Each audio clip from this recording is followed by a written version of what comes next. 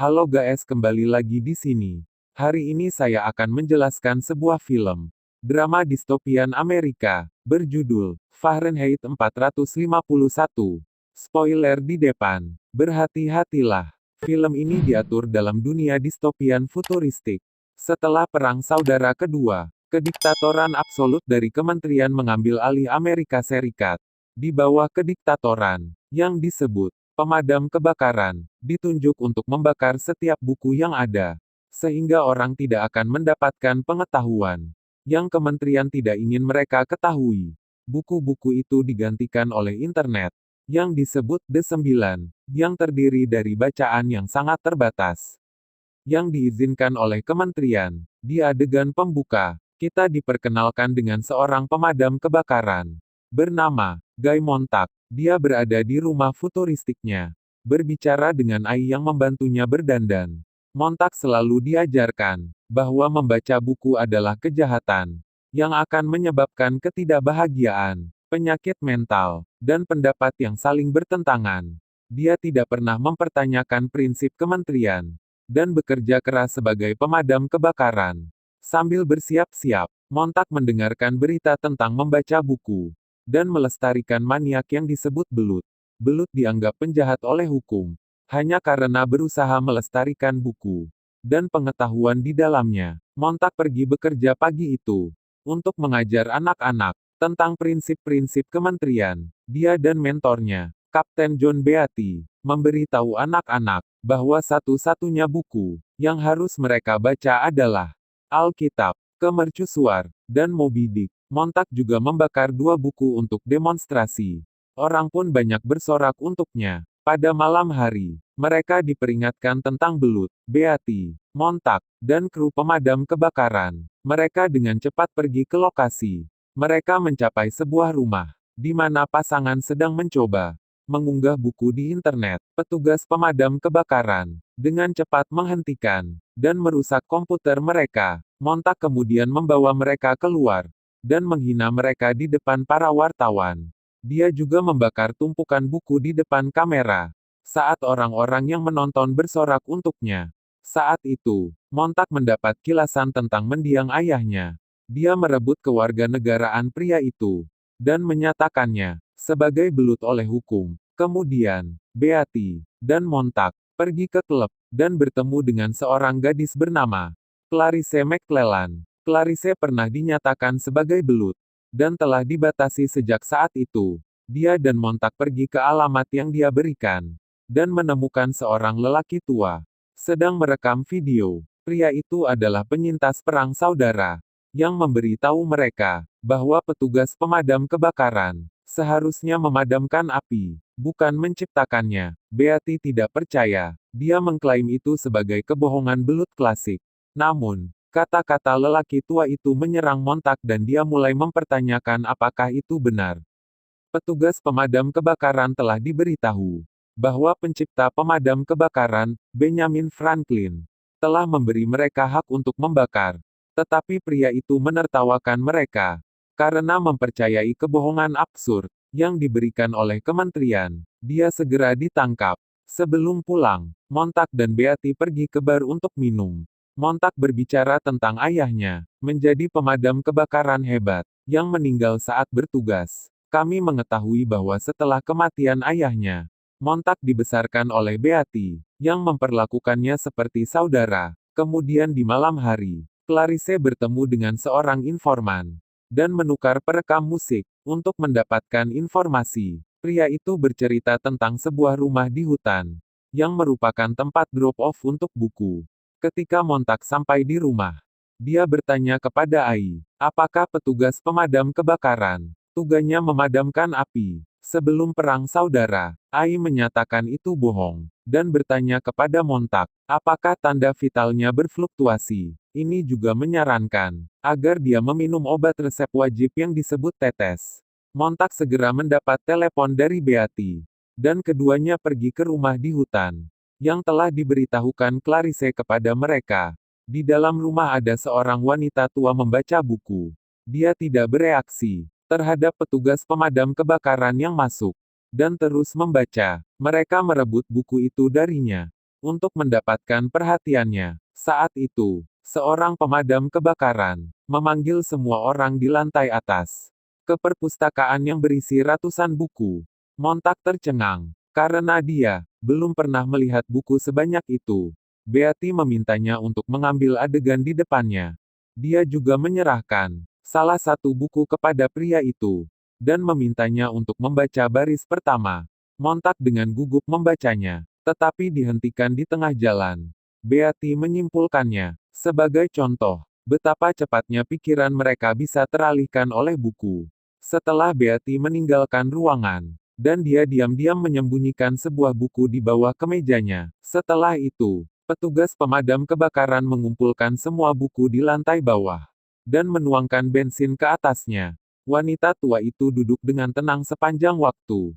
Tetapi ketika dia diminta untuk keluar, dia menolak. Sebaliknya, wanita itu berjalan di tengah tumpukan buku, dan membakar dirinya sendiri. Sebelum meninggal, dia mengatakan satu kata Omni. Montak melihat dengan ngeri, saat aroma daging yang terbakar memenuhi ruangan. Bersamaan dengan dia, seluruh dunia juga menyaksikan wanita itu terbakar.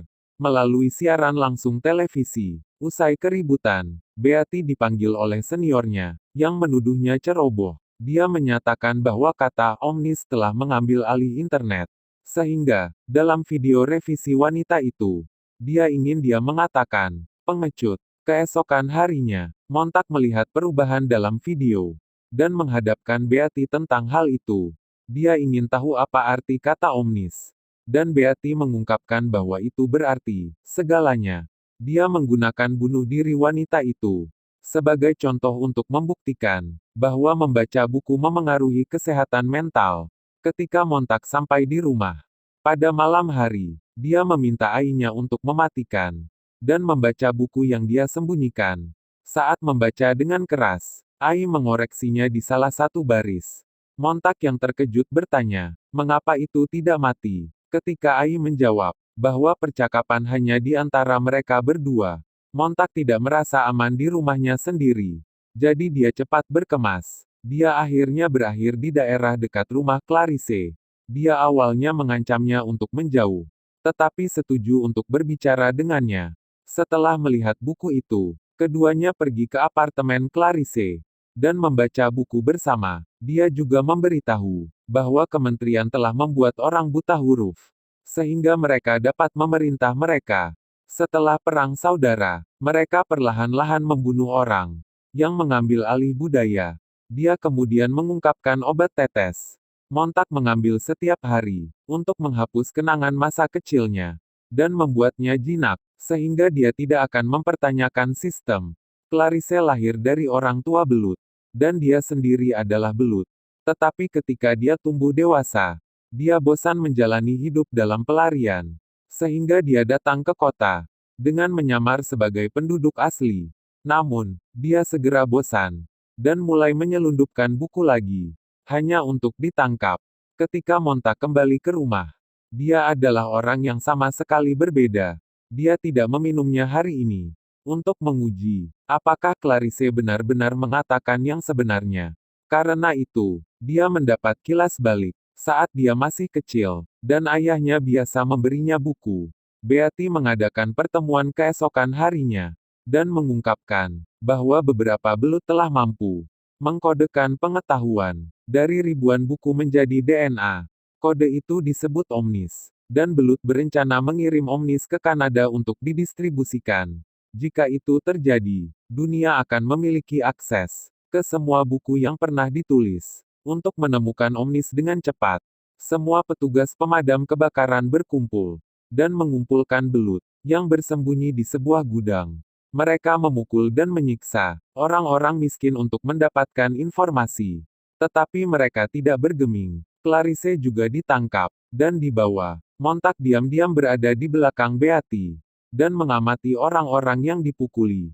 Dia menangkap salah satu belut yang mencoba melarikan diri, dan kembali mendapatkan kilas balik masa lalunya. Kali ini, dia melihat beberapa petugas memukul ayahnya. Kembali di masa sekarang, semua belut disimpan dalam barisan, tetapi tidak satu pun dari mereka yang mengungkapkan di mana Omnis berada. Tiba-tiba, Montak mematikan lampu, memberi kesempatan kepada belut untuk melarikan diri. Petugas pemadam berlarian untuk menangkap mereka. Tetapi Clarice berhasil melarikan diri. Sambil berpura-pura mencari mereka, Montak menemukan seorang gadis kecil. Dan ayahnya bersembunyi di kamar mandi. Dia hanya menutup tirai kamar mandi dan pergi. Namun, Beatty melihatnya melakukan ini, dan menangkap belut. Kemudian, Beatty memanggil Montak di kantornya. Dan dengan marah bertanya, mengapa dia berpura-pura tidak melihat para penjahat. Montak mengatakan, karena gadis kecil itu, dia merasa berbelas kasih terhadap belut. Dan Beatty menjawab, bahwa mereka sering menggunakan anak-anak sebagai umpan. Jadi Montak harus lebih keras. Montak kemudian melepas jaketnya, dan menyerahkannya kepada Beatty, mengundurkan diri dari posisinya. Beatty yang marah, melemparkan jaket ke arahnya, mengklaim bahwa dia tidak bisa pergi begitu saja. Sudah banyak waktu, mengajarinya prinsip kementerian, agar dia tidak mengundurkan diri dengan mudah. Dia mengancam akan membakar Montak menjadi abu. Setelah interaksi, Beatty menugaskan petugas lain untuk mengawasi Montak. Beberapa saat kemudian, kami melihat Montak dan Clarice bertemu. Clarice sedang bersama teman sesama belut, yang meminta Montak untuk masuk ke dalam mobil dan pergi. Jelas bahwa belut tidak menyukainya. Tetapi Clarice meyakinkan mereka, bahwa dia ada di pihak mereka. Sementara itu, Beatty melihat video Montak masuk ke dalam mobil belut, dan sangat marah atas pengkhianatan itu. Montak ditutup matanya, dan dibawa ke tempat persembunyian belut.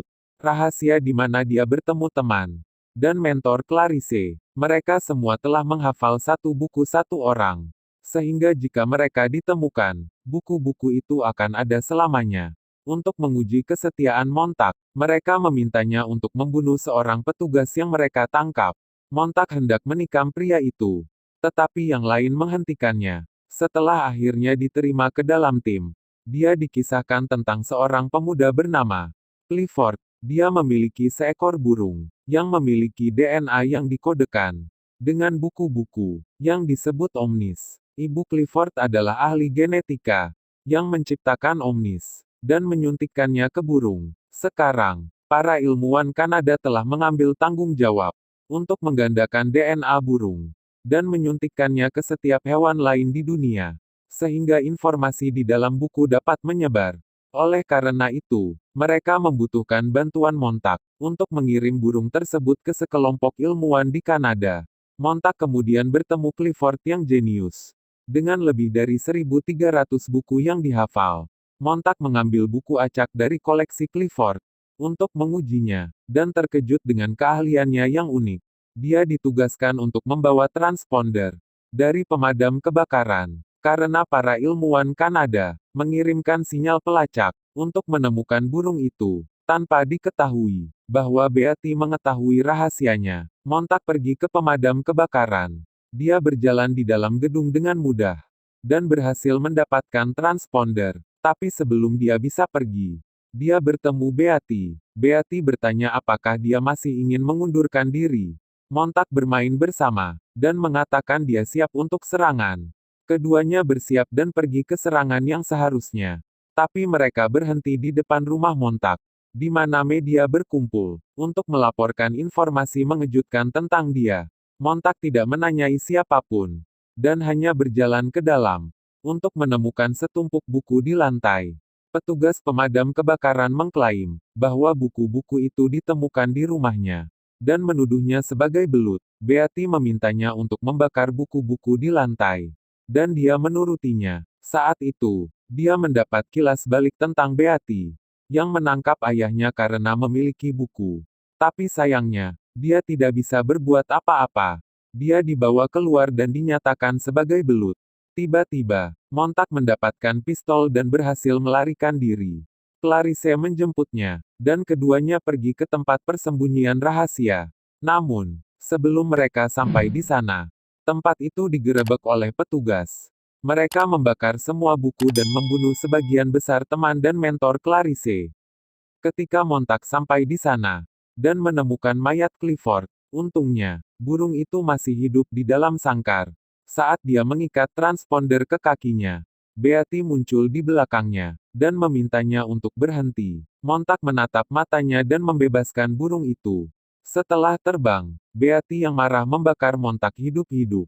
Dalam adegan terakhir, kita melihat burung itu bergabung dengan kawanan besar di atas Kanada. Subscribe untuk bantu channel ini. Nyalakan notifikasi, dan tinggalkan like. Terima kasih telah menonton.